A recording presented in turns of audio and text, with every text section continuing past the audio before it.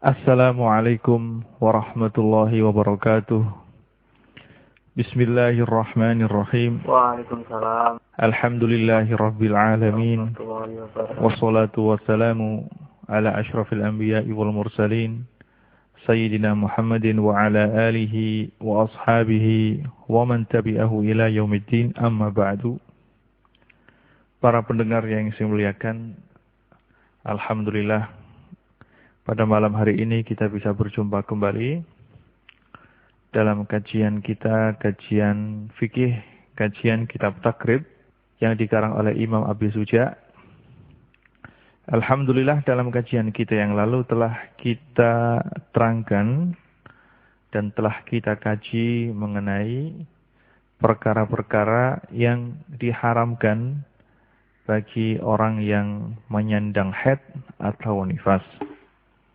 Untuk kajian kita kali ini, Imam Abi Suja akan menerangkan atau membahas mengenai hal-hal yang diharamkan bagi orang yang junub, serta beliau juga menerangkan hal-hal yang diharamkan bagi orang yang berhadas.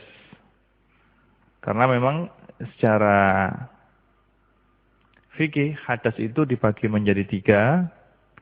Ada yang dikatakan hadas asghar,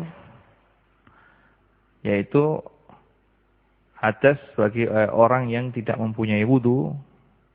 Hadasnya adalah hadas asghar. Kemudian hadas kabir, yaitu bagi orang yang junub.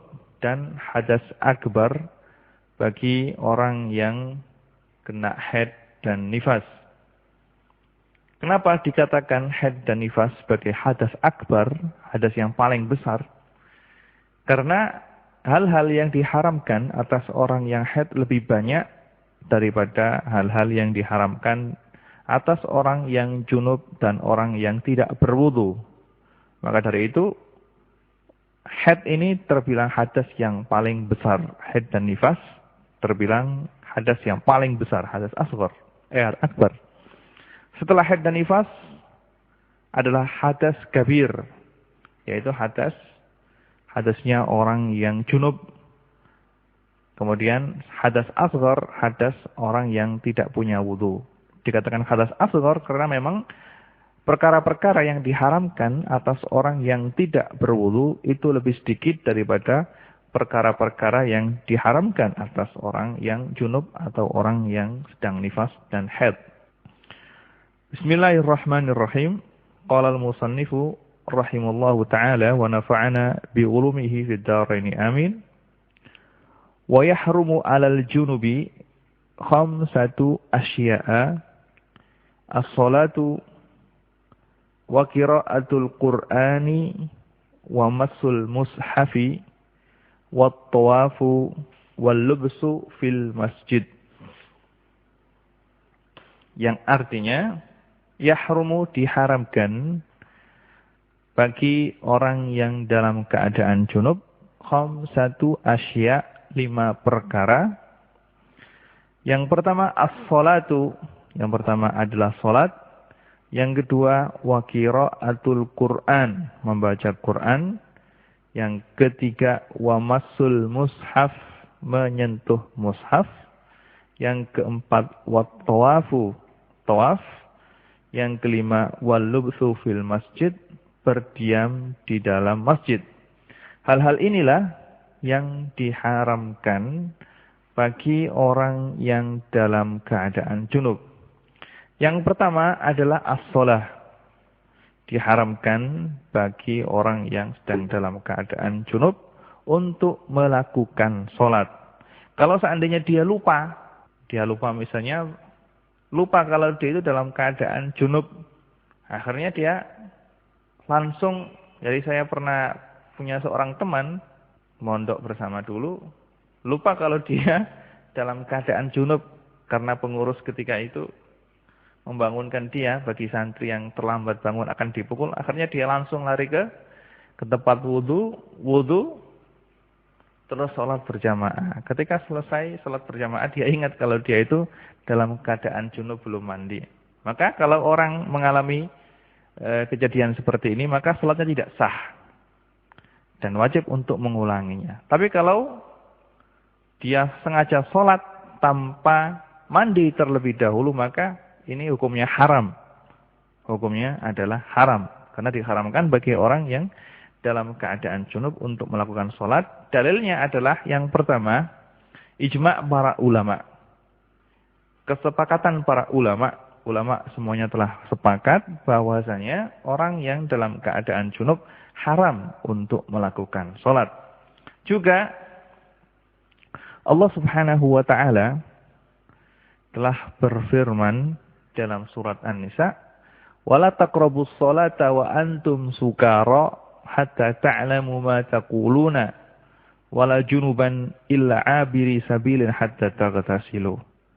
Wala taqrabus sholata, dan janganlah kamu dekat-dekat tempat sholat atau sholat wa antum sukara, sedangkan kamu dalam keadaan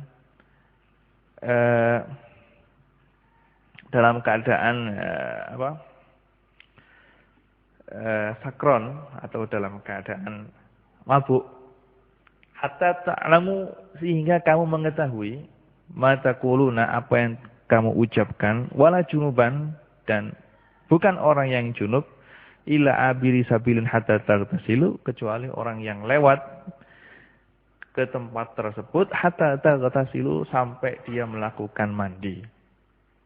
Yang dimaksud dengan salat wala taqrabus shalah di sini adalah tempat salat. Karena kata-kata abirus sabil tidak mungkin kita terjemahkan salat di sini sebagai salat yang asli, tapi kita terjemahkan tempatnya salat. Kalau Allah Subhanahu wa ta'ala melarang bagi orang yang junub untuk dekat-dekat dengan tempat salat, maka secara otomatis ulama mengatakan ini adalah dalil juga yang menerangkan bahwasanya orang yang dalam keadaan junub tidak boleh untuk melakukan salat. Larangan bagi orang yang junub untuk melakukan salat. Juga Rasulullah sallallahu alaihi wasallam telah bersabda sebagaimana yang diriwayatkan oleh Imam Muslim dari sahabat Abdullah bin Umar radhiyallahu anhu qala, "Inni sami'tu Rasulullah sallallahu alaihi wasallam yaqul, la tuqbalu salatun bi ghairi tahurin." La tuqbalu salatun bi ghairi tahurin, salat yang tanpa ada toharahnya, seseorang yang melakukan salat tanpa melakukan bersuci baik dari hadas kecil atau dari hadas besar, maka salatnya tidak diterima. Secara otomatis ini adalah larangan bagi orang yang junub untuk melakukan salat, karena hal itu termasuk adalah yang sesuatu yang tidak ada gunanya. Kalau salatnya tidak diterima dan dia tetap melakukan salat, maka seakan-akan dia adalah main-main dengan hukum Allah Subhanahu wa ta'ala. Hal yang kedua yang diharamkan bagi orang yang junub adalah wa qiraatul Qur'an, dan membaca Qur'an. Bagi orang yang dalam keadaan junub haram untuk membaca Al-Quran. Dan kemarin telah kita terangkan dalam kajian kita yang lalu bahwasanya bagi orang yang dalam keadaan haid dan nifas, menurut madhabnya Imam Syafi'i, begitu juga madhabnya ulama Hanafiyah dan ulama Malikiyah, haram bagi orang yang dalam keadaan haid dan nifas untuk membaca Al-Quran. Dan juga telah kita terangkan bahwasanya yang dimaksud dengan membaca ini adalah yang pertama, orang tersebut membaca dengan suara yang keras, bukannya dengan mengeluarkan suara, dengan diucapkan. Kalau seandainya Quran yang dibaca itu dibaca dalam hatinya saja, maka tidak haram. Karena membaca Al-Quran dalam hati tidak termasuk dalam kategori qiraatul Quran. Yang dimaksud dengan qiraatul Quran di sini adalah membaca dengan diucapkan, sehingga orang yang membaca itu sendiri mendengarkan bacaannya. Tapi kalau dibaca dalam hati, maka ulama sepakat bahwasanya diperbolehkan bagi orang yang dalam keadaan haid atau nifas atau dalam keadaan junub untuk membaca Al-Quran dalam hati. Membaca Al-Quran dalam hati. Terus yang kedua, dilarangnya atau diharamkannya membaca Al-Quran bagi orang yang junub ini kalau memang orang yang junub tadi itu membaca Al-Quran karena memang dia niat sengaja membaca Al-Quran. Jika yang dibaca itu adalah Al-Quran, tapi dia membaca ayat tadi itu bukan sengaja membaca Al-Quran, tapi untuk membaca doa, misalnya orang yang mau makan ketika dia dalam keadaan junub, terus dia ketika mau makan membaca Bismillahirrahmanirrahim. Kalau membaca Bismillah itu bukan niatan membaca Al-Quran, tapi membaca doa sebelum makan, maka hukumnya tidak apa-apa. Juga kalau dia misalnya membaca kalimat inna lillahi wa inna ilaihi raji'un ketika mendapatkan musibah, sedangkan dia dalam keadaan junub, kalau dia membaca ayat tersebut tujuannya adalah untuk membaca zikir ketika terkena musibah, maka hukumnya tidak haram. Begitu juga kalau dia misalnya mau berangkat bepergian misalnya, naik mobil atau naik motor terus membaca doa Bismillahirrahmanirrahim wa mursaha, tujuannya adalah untuk membaca doa ketika akan bepergian, maka juga tidak diharamkan. Yang diharamkan itu kalau memang dia niat dan bermaksud membaca Al-Quran karena memang yang dibaca adalah Al-Quran. Tapi kalau dia niatnya membaca Al-Quran itu karena untuk zikir misalnya, maka hukumnya tidak apa-apa. Tidak apa-apa. Dan ini telah kita terangkan secara detail pada pelajaran kita yang lalu mengenai hal-hal yang dilarang bagi orang yang dalam keadaan haid dan orang yang dalam keadaan nifas.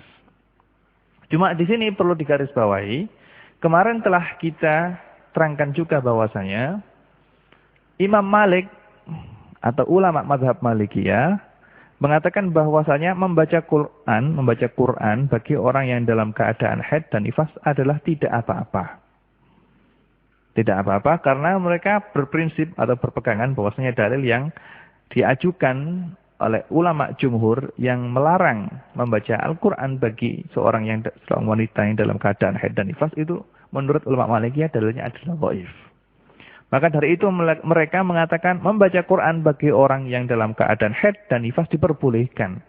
Bahkan kalau perempuan tadi adalah santri yang sedang belajar Al-Quran, sedang belajar membaca Al-Quran, atau guru ngaji Quran, maka diperbolehkan bagi dia untuk membawa Al-Quran dan memegangnya. Dan memegangnya. Khusus bagi perempuan yang sedang belajar Al-Quran atau perempuan yang mengajar Al-Quran, menurut mazhab mereka, boleh untuk memegang Al-Quran dan membawanya.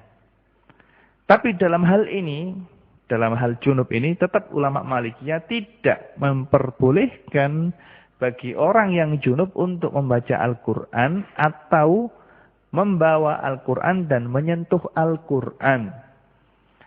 Karena di sana ada perbedaan antara orang yang dalam keadaan haid dan nifas dengan orang yang junub. Karena apa? Orang yang junub itu hadasnya bisa dihilangkan seketika itu juga dengan mandi. Tapi kalau orang yang dalam keadaan haid dan nifas, dia harus menunggu sampai nifasnya habis atau haidnya habis, dan itu memerlukan waktu yang lama. Maka habisnya hadas bagi orang yang junub adalah di tangan orang junub itu sendiri. Kalau dia langsung mandi, berarti hadasnya bisa hilang seketika itu juga. Tapi bagi orang yang haid, dia tidak bisa untuk menghilangkan hadasnya, kecuali kalau haid tersebut telah hilang dari dirinya. Ini adalah perbedaan antara orang junub dan orang haid. Dalam mazhab Malikiyah, mengapa ulama Malikiyah memperbolehkan membaca Al-Quran bagi orang yang haid dan tidak memperbolehkannya bagi orang yang junub? Alasannya adalah sebagaimana yang telah saya jelaskan tadi. Baik. Termasuk yang diharamkan lagi adalah masul mushaf. Masul mushaf. Dalil, adapun dalil, dalil yang dipergunakan oleh atau yang dipegangi oleh ulama yang mengatakan bahwasanya membaca Al-Quran hukumnya adalah haram bagi orang yang junub, dan ini adalah jumhur ulama, adalah hadis yang diriwayatkan oleh Imam Ali karramallahu wajhah, yang diriwayatkan oleh Imam Abu Dawud, juga At-Tirmidzi dan Ibnu Majah dan yang lainnya, Imam Ali radhiyallahu anhu berkata, "Lam yakun yahjubun nabiyya anil sallallahu alaihi wasallam anil Qur'an syai'un siwal janabah." Rasulullah sallallahu alaihi wasallam tidaklah menjauhi Al-Qur'an kecuali ketika beliau dalam keadaan junub. Kecuali beliau dalam keadaan junub. Juga hadis yang telah kita terangkan dalam kajian kita yang lalu, la taqra'ul haidu walal junubu syai'an minal Qur'an. Janganlah seorang yang dalam keadaan haid atau dalam keadaan junub membaca sesuatu dari Al-Qur'an. Juga haramnya membaca Al-Qur'an bagi orang yang junub ini adalah sesuatu yang sudah diketahui secara menyeluruh oleh para sahabat. Jadi para sahabat telah haramnya membaca Al-Qur'an adalah suatu hal yang yang masyhur, yang bukan suatu hal yang asing lagi bagi sahabat ketika itu. Imam Al-Qurtubi dalam tafsirnya beliau menukil sebuah cerita yang sangat lucu sekali, yaitu seorang sahabat ketika itu pada suatu malam beliau tidur bersama istrinya. Ketika itu sahabat ini mempunyai seorang jariyah atau mempunyai istri kedua yang tinggal serumah dengan dia. Ketika istrinya terlelap tidur, dia keluar dari kamar dan menemui istri yang kedua. Setelah selesai melakukan apa yang dia inginkan, akhirnya dia keluar dari kamar istri yang kedua tadi. Akhirnya hal ini diketahui ketika istri yang pertama tadi yang tidur bersamanya itu melihat suaminya tidak ada di sampingnya, langsung dia cari. Dicari, ternyata dia melihat sekelebat suaminya itu masuk ke dalam kamar yang sebelah sana. Nah, akhirnya istri tadi ini curiga. Akhirnya istri tadi itu mengambil parang. Suaminya ternyata di depannya dia masuk mengendap-endap mendekati kamar tempat istri kedua. Akhirnya terlihat suaminya keluar dari sana mau dipukul pakai parang. Nah, akhirnya si istri ini yang pertama ini curiga, "Loh, dari mana kamu? Kok tidak ada di samping saya? Tadi padahal sebelum tidur kita tidur bersama." "Enggak dari mana-mana," kata suaminya. "Saya cuma dari kamar mandi misalnya gitu." "Bohong," kata beliau. "Kamu tadi sama si dia ya di kamar itu?" "Enggak," kata dia. Terus dia sumpah kamu tidak melakukan itu?" "Tidak," kata dia. "Kalau kamu tidak percaya, saya akan baca Quran." Baca Quran kan tidak boleh bagi orang yang junub. "Iya, coba baca." Berhubung istrinya yang pertama ini tidak begitu mengetahui tentang Quran, tidak hafal Quran, karena saat itu memang Quran itu sama sahabat dihafalkan, tidak ada tulisan pakai kertas, tidak ada. Akhirnya seorang sahabat tadi itulah, si suami tadi itu membaca syair yang dia lakukan seperti Quran. Akhirnya dengan membaca syair itu laki-laki tadi berkata, "Loh, tahu kan sekarang saya kan tidak ke sana kan, tidak ke kamarnya si fulana itu kan, karena membaca Quran." "Oh iya, berarti saya telah dibohongi oleh mata saya sendiri." Nah, ketika pagi-pagi sahabat ini menceritakan kejadian yang dia alami kepada Rasulullah Shallallahu Alaihi Wasallam, dan ketika itu Rasulullah Shallallahu Alaihi Wasallam ketawa dan merasa ceritanya sangat lucu sehingga sampai kelihatan gigi beliau. Dan para sahabat yang mendengarkan cerita ini juga semuanya ketawa. Dan hal ini berarti menandakan bahwasanya Imam Qurtubi mengatakan bahwasanya haramnya membaca Al-Quran bagi orang yang junub ketika itu adalah suatu hal yang sudah umum di antara para sahabat. Maka dari itu sudah tidak memerlukan dalil lagi secara hadis atau Quran, karena hal ini seakan-akan telah menjadi ijma oleh para ulama, oleh para sahabat, bahwasanya membaca Quran bagi orang yang junub itu tidak diperbolehkan. Untuk hal berikutnya yang diharamkan bagi orang yang junub adalah at-tawafu. Masul mushaf, yaitu menyentuh Al-Quran. Tidak diperbolehkan bagi orang yang dalam keadaan junub untuk menyentuh Al-Quran. Jika menyentuh Al-Quran itu adalah juga diharamkan bagi orang yang berhadas kecil, otomatis bagi orang yang junub lebih diharamkan karena hadasnya orang yang junub itu lebih besar daripada hadasnya orang yang tidak mempunyai wudu. Kemudian hal berikutnya yang diharamkan bagi orang yang junub adalah at-tawafu, adalah tawaf. Dilarang atau diharamkan bagi orang yang dalam keadaan junub untuk melakukan tawaf. Baik tawaf fardu atau tawaf sunnah. Karena apa? Alasannya, karena tawaf ini adalah hukumnya persis seperti hukumnya sholat. Sesuatu yang disyaratkan untuk sahnya sholat juga disyaratkan untuk sahnya tawaf. Disyaratkan untuk toharo, disyaratkan untuk harus berwudu, semuanya itu juga disyaratkan untuk tawaf.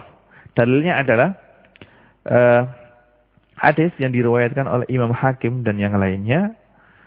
Qala Rasulullah sallallahu alaihi wasallam, "At-tawafu bil baiti salatun illa anna Allah ahalla lakum fihi al-kalama, faman takallama fala yatakallamu illa bi khairin."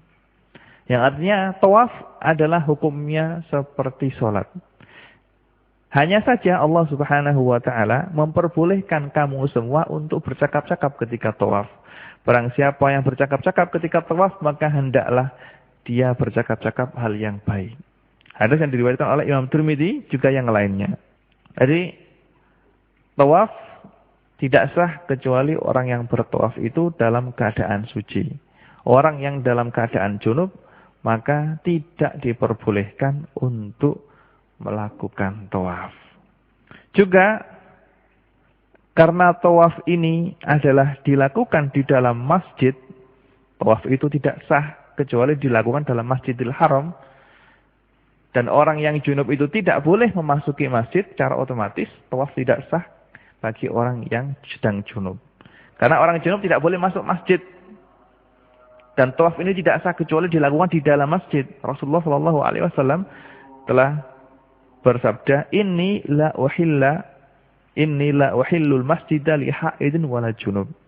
Aku tidak menghalalkan bagi orang yang junub dan orang haid untuk masuk masjid.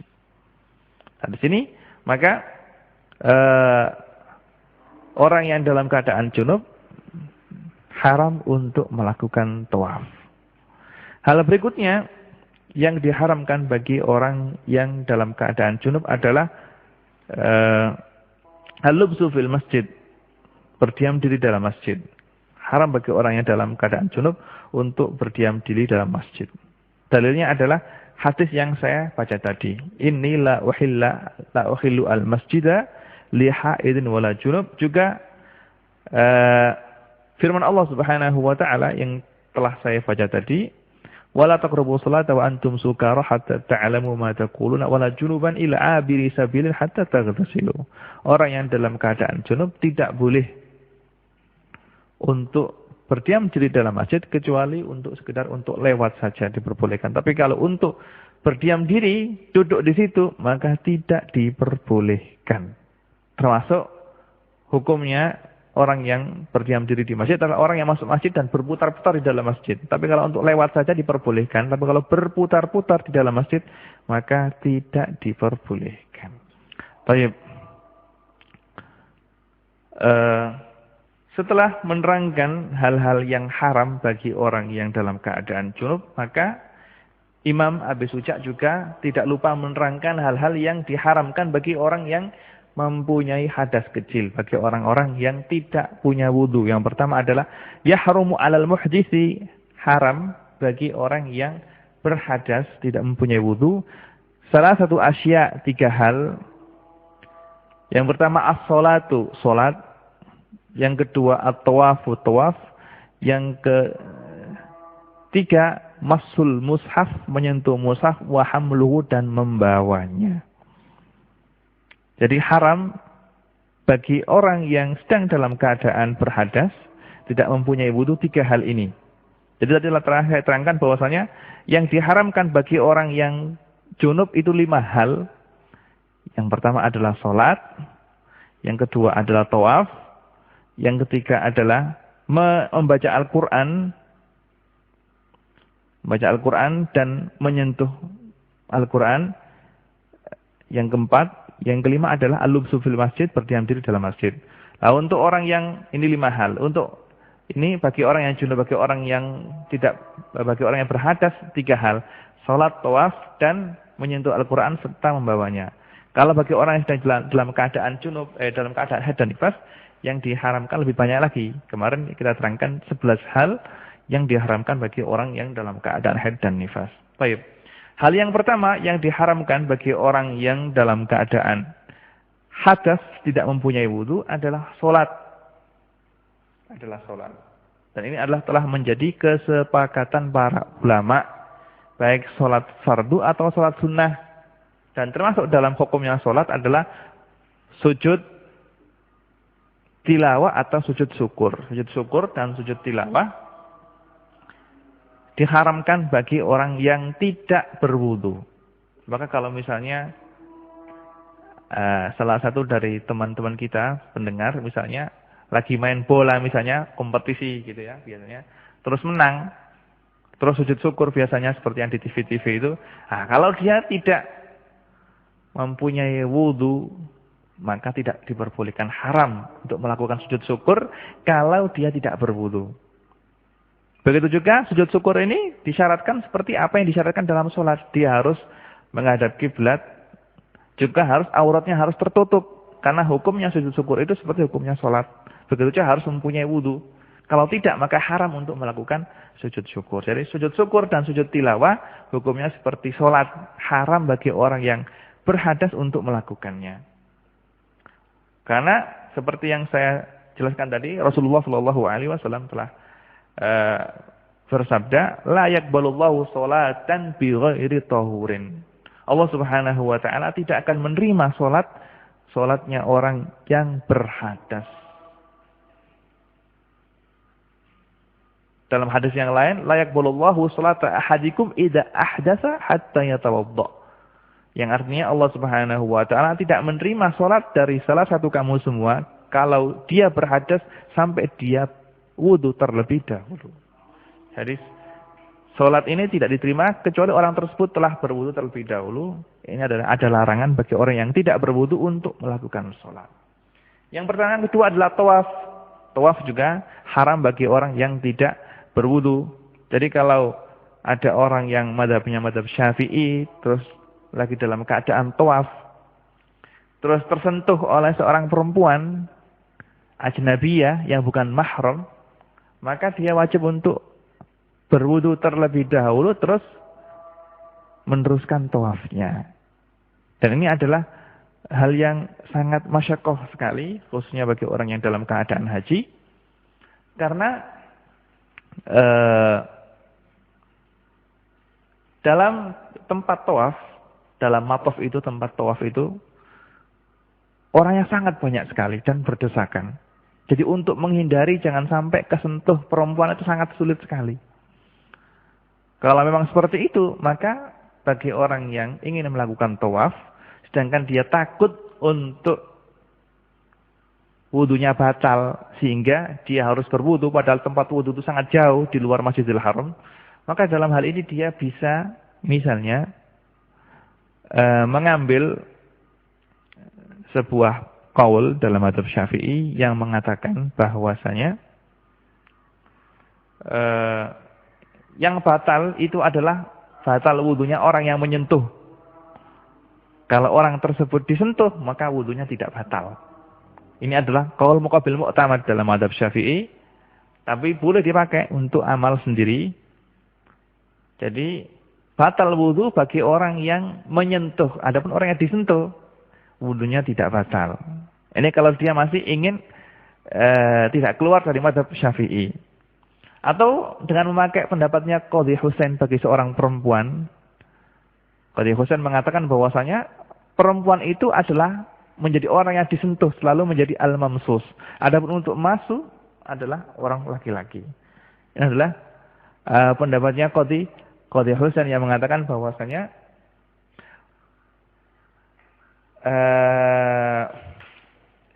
pendapat Qadhi Husain yang mengatakan bahwasanya perempuan itu adalah selalu menjadi malmus, selalu menjadi malmus ya. Kalau memang ibu-ibu ingin tawaf dan ingin memakai pendapatnya Qadhi Husain, maka tidak apa-apa, diperbolehkan.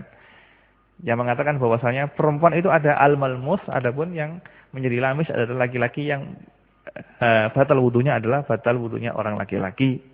Atau kalau mau pindah ke madhab lain, misalnya madhabnya Imam Abu Hanifah, yang mengatakan bahwasanya menyentuh perempuan tidak membatalkan wudu, maka tidak apa-apa. Kalau memang ingin berpindah ke madhabnya Imam Abu Hanifah dalam keadaan seperti ini, dalam keadaan ketika ingin melakukan tawaf. Karena kalau kita berpegang atau berpegang dengan madhabnya Imam Syafi'i dalam hal ini sangat sulit sekali, karena memang tempatnya tawaf itu adalah sangat berdesak-desakan sekali dan sulit untuk menghindari agar kita tidak tersentuh dengan perempuan lain.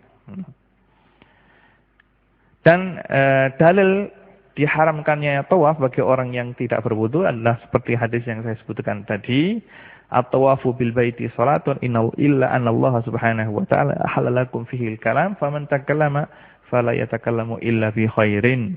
Ini adalah dalil yang menunjukkan bahwasanya salat tawaf itu hukumnya seperti salat. Kalau salat itu diharuskan untuk wudu dan tidak batal wudunya, begitu juga tawaf diharuskan agar wudunya tidak batal ketika dalam keadaan tawaf. Hal yang ketiga yang diharamkan bagi orang yang dalam keadaan hadas atau tidak berwudu adalah masul mushaf wa hamluhu. Menyentuh mushaf dan membawa mushaf.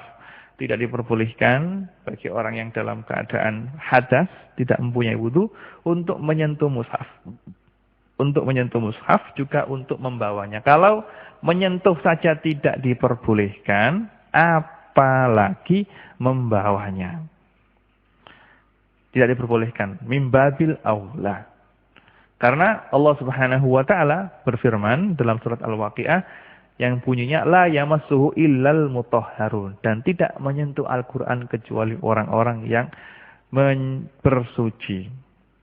Juga dalam hadis yang lain, dalam sebuah hadis yang diriwayatkan oleh Imam Daruqutni, Rasulullah sallallahu alaihi wasallam telah bersabda, la yamassul Qur'ana illa tahirun, tidak menyentuh Quran kecuali orang yang dalam keadaan suci. Kalau menyentuh saja tidak diperbolehkan, maka membawa lebih tidak diperbolehkan lagi. Dan termasuk hukumnya mushaf adalah kursi yang ada Qur'annya. Jadi tidak boleh menyentuh Al-Quran, juga tidak boleh menyentuh kursi yang masih ada Qur'annya. Kan biasanya di masjid itu ada kursi kecil-kecil tempat Al-Quran itu. Kalau Al-Quran berada di atasnya, maka kita tidak boleh menyentuh kursi tersebut. Begitu juga rak atau almari yang khusus tempat Al-Quran. Kalau tidak mempunyai wudu, tidak berwudu, maka tidak boleh menyentuh rak khusus tempat Al-Quran tersebut kalau memang Al-Qurannya ada di situ. Atau kantongnya Al-Quran. Kalau dalam kantong tersebut ada Al-Qurannya, maka tidak boleh disentuh bagi orang yang tidak berwudu. Tidak berwudu. Adapun membawa Al-Quran, kalau kita membawa Al-Quran bersama dengan barang-barang yang lain, misalnya kita masukkan Quran ke dalam koper atau ke dalam tas, bercampur dengan pakaian, maka diperbolehkan membawa Al-Quran dalam keadaan seperti ini, kalau memang dia niatnya adalah niat membawa pakaian. Atau niat membawa koper. Boleh, jadi diperbolehkan membawa Al-Quran bersama dengan barang yang lain. Misalnya memasukkan Al-Quran ke dalam tas atau ke dalam koper, dibawa, tapi niatnya bukan membawa Al-Quran, tapi membawa koper atau membawa pakaian. Ini juga diperbolehkan oleh para ulama. Juga diperbolehkan membawa Al-Quran yang bercampur dengan tafsir, jika tafsirnya lebih banyak daripada Al-Qur'annya. Membawa Al-Qur'an yang bercampur dengan tafsir. Jika mana? Jika apa? Jika tafsirnya lebih banyak daripada Al-Qur'annya. Adapun kalau kitab tafsir itu Qur'annya ditulis tersendiri misalnya, jadi di dalamnya itu ada Qur'annya semuanya dengan lengkap, terus di hamisnya itu ada tafsirannya, ma'ani kalimat, ini tetap tidak boleh. Karena itu termasuk namanya Qur'an muhammash, jadi Qur'an yang ditulis secara tersendiri, terus di di pinggirnya, di hamisnya itu ada tafsir Qur'annya, maka ini tetap tidak diperbolehkan.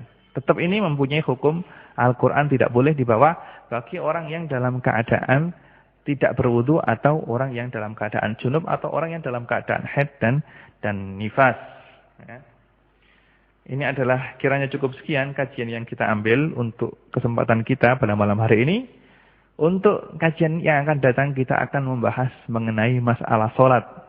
Masalah sholat karena pembahasannya sangat panjang, maka pembahasan ini kita akhirkan untuk pertemuan kita yang akan datang. Sebelum kita akhiri, di sini ada sebuah pertanyaan dari pendengar setia kita yang menyebutkan dirinya bernama Galang Mania, yang bunyinya, larangan berdiam di masjid didasarkan pada illah, ditakutkan tercecernya darah haid. Jika ketakutan ini hilang karena menggunakan pembalut yang rapat seperti sekarang, apa mungkin ada perubahan hukum mengingat al-hukmu yaduru ma'al illah wujudan wa adaman. Nah, ini pertanyaan yang sangat bagus dan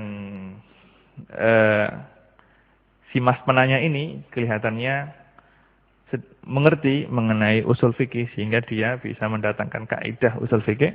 Memang dalam usul fikih di sana ada kaidah yang bunyinya al-hukmu yaduru ma'al illati hukman wa adaman.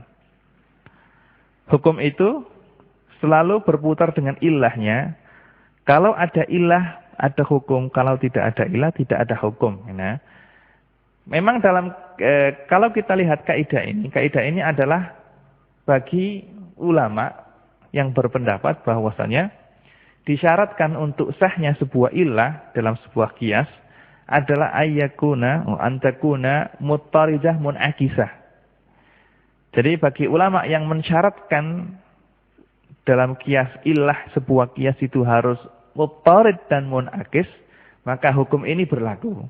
Al-hukmu yaduru ma'al illah hukuman wa adaman. Tapi bagi ulama yang tidak mensyaratkan ilah itu harus muttarid dan munakis, maka kaidah ini tidak berlaku bagi mereka. Baik. Memang dalam hal ini para fuqaha menyebutkan bahwasanya diharamkannya masuk masjid bagi seorang perempuan dalam keadaan haid dan nifas adalah kalau adalah takut nanti darahnya tercecer sehingga bisa mengotori masjid dengan hal yang najis. Tapi kalau perempuan tersebut memakai pembalut yang kuat seperti pada masa sekarang ini, maka kekhawatiran akan tercecernya darah adalah kemungkinan sangat kecil sekali. Apakah dengan hilangnya kekhawatiran ini hilang juga hukum haramnya masuk masjid bagi orang yang dalam keadaan haid? Jawabannya adalah tidak.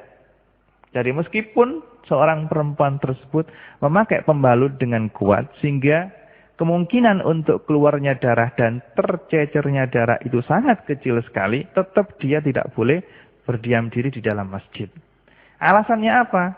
Alasannya memang al-hukmu yaduru ma'al ilah, tapi ilah di sini bukan cuma khaufut talwis saja. Jadi ilah yang dikemukakan oleh para fuqaha itu adalah ilah murakkabah. Ilahnya adalah ilat yang murakkab.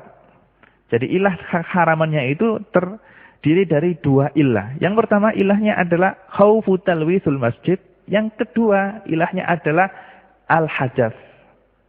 Al-hadas. Jadi ilah tidak diperbolehkannya bagi seorang perempuan yang sedang dalam keadaan haid dan nifas untuk berdiam di masjid ini. Ilahnya ada dua. Yang pertama adalah khaufu talwis. Yang pertama adalah khaufut tahlus, yang kedua adalah wujudul hadas, adanya hadas. Sehingga kenapa saya katakan demikian? Karena orang junub itu sendiri tidak diperbolehkan untuk berdiam diri di dalam masjid. Sedangkan orang junub tidak ada yang namanya tercecer darahnya. Jadi khaufut talwis itu tidak ada bagi orang yang junub. Maka ilat yang dikemukakan oleh para fuqaha yang menyebabkan diharamkannya berdiam diri di masjid bagi orang yang dalam keadaan haid ini adalah ilah murakkabah dalam usul fikih. Dan ilah murakkabah ini kalau salah satu dari ilah ini tidak ada dan satunya lagi ada, maka tetap haram. Seperti contoh yang kita bahas sekarang ini. Jadi meskipun ilah yang pertama ini tidak ada, khaufut talwis itu tidak ada dengan memakai pembalut yang kuat, tapi di sana masih ada ilah yang kedua. Apa itu? Yaitu adanya hadas. Nah, adanya hadas inilah yang tetap menjadikan orang yang haid dan nifas tidak boleh berdiam di dalam masjid. Ini adalah jawaban saya. Juga ada pertanyaan lagi yang kedua dari seorang pendengar kita. Kemarin telah kita jelaskan mengenai masalah idraku waktu sholat untuk masalah orang dalam keadaan haid dan nifas. Kalau seandainya orang yang dalam keadaan haid dan nifas itu suci, misalnya dia dalam keadaan haid, terus ketika dari 10 menit sebelum maghrib dia suci. Maka seperti yang kita terangkan dalam kajian kita yang lalu, orang ini wajib untuk Untuk mengqadha salat asar, begitu juga salat zuhur. Karena apa? Karena salat zuhur bisa dijamak dengan salat asar. Masalah zawalul mani', zawalul mani'. Begitu juga orang gila misalnya, jika seseorang sembuh dari gilanya pada waktu 10 menit atau 5 menit sebelum maghrib, sebelum ghurubus syamsi, sebelum habisnya waktu asar, maka orang yang sembuh dari gilanya tadi itu harus mengqadha salat asar juga salat zuhur, karena salat zuhur bisa dijamak dengan salat asar. Adapun untuk turuwul mani', turul mana itu datangnya haid. Kalau ada orang yang haid pada waktu zuhur, kalau kira-kira jarak waktu antara masuknya waktu zuhur dengan datangnya haid itu waktu yang sudah cukup untuk melakukan sholat, maka dia wajib untuk mengqadha sholat zuhur tersebut. Ini berbeda dengan madhabnya Imam Abi Hanifah yang mengatakan, kalau seandainya dia belum sholat zuhur, terus datang haid, maka dia tidak wajib untuk mengqadha sholat zuhur tadi. Karena apa? Karena menurut usulnya madhab Imam Abi Hanifah, al-wujub yata'allaku biwaqtil mubasyarah. Fa illam yaf'al al-wujub ta'allaqa al-wujub bi akhiril waqti. Ini masalah wajib puasa. Kalau itu adalah menurut madhabnya Imam Abu Hanifah. Tapi untuk menurut madhab Imam Syafi'i, masalah turuwul mani' atau datangnya haid itu jika dia belum sholat zuhur terus sudah datang haid, maka dia wajib untuk mengqadha sholat zuhur tadi.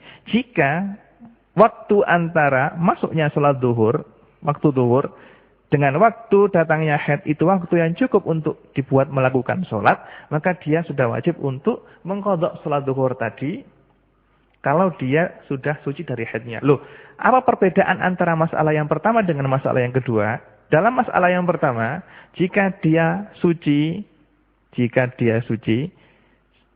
menit sebelum maghrib, dia wajib untuk mengqadha atau untuk melakukan salat asar berikut dengan zuhurnya. Tapi untuk masalah yang sekarang kita bahas, turuwul mani', kalau dia suci dari haidnya di waktu zuhur, kok tidak wajib untuk mengqadha salat asar, tidak seperti zawalul mani'? Jawabnya adalah karena untuk turuwul mani', datangnya haid ini, salat asar belumlah wajib atas dia. Maka yang wajib dia qadha adalah salat zuhur saja. Berbeda dengan ketika haid dia terputus 10 menit sebelum maghrib, maka dia wajib untuk mengqadha asar, begitu juga mengqadha salat zuhur. Karena apa? Karena qad sabaqa 'alaiha sababu wujubi salat zuhri. Sebab wajibnya sholat zuhur telah dia alami, yaitu dukhulul waqti.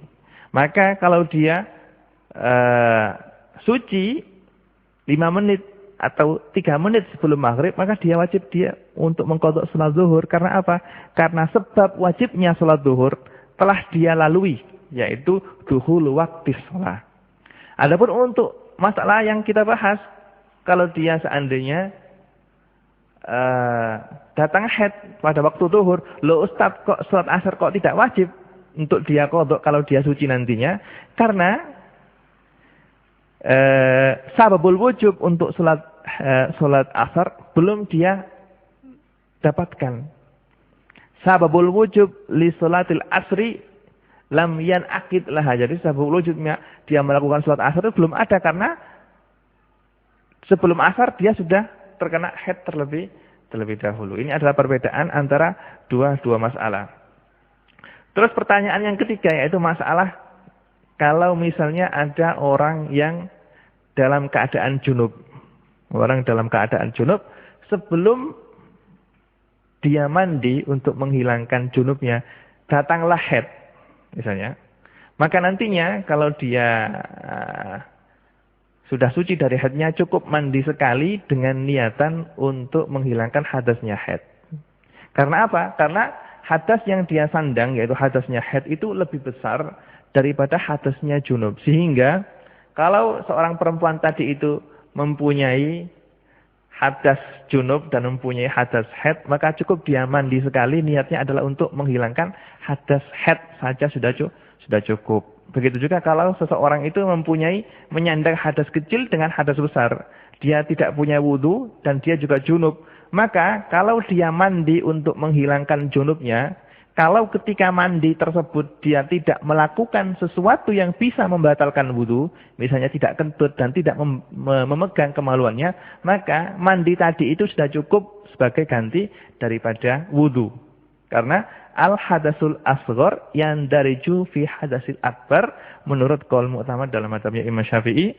Kiranya cukup sekian kajian yang bisa kita kaji, dan terima kasih kepada para pendengar yang mengajukan pertanyaan dalam kajian kita kali ini. Nasallallahu subhanahu wa ta'ala ayarzuqana al-ilma wal amal wa yaj'al ilmana hujjatan lana la hujjatan alaina. Wa sallallahu ala sayyidina Muhammadin wa ala alihi wa sahbihi wa sallam. Subhana rabbika rabbil izzati amma yasifun wa salamun alal mursalin walhamdulillahi rabbil alamin. Wassalamu alaikum warahmatullahi wabarakatuh.